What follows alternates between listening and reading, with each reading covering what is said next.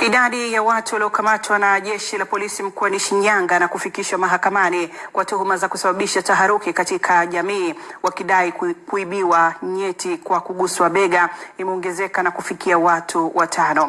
Kutoka Shinyanga, Frank Mshana na taarifa zaidi.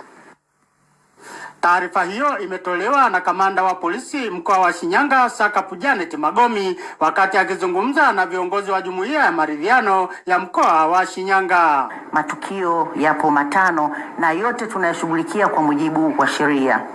Ndugu waandishi, matukio yote yametokea Kahama.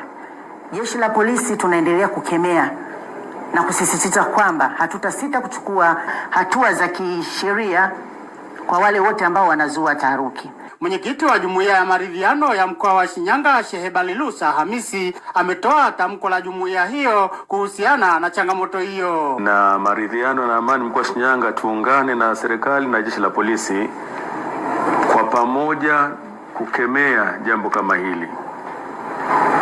Kwa mtu yoyote mbali na hawa ambao tayari washachukuliwa hatua, basi asijitokeze tena mtu yoyote kuingia katika mkumbo wa jambo hili.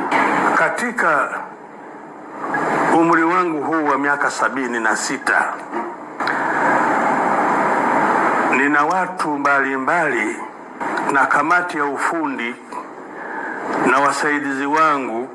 Hakuna jambo kama hili ambalo mtu anaweza kasadiki kwamba nyeti zinapotea kwa ajili ya kukamatwa bega. Huu ni uhuni. Mimi ni Frank Mshana, ITV.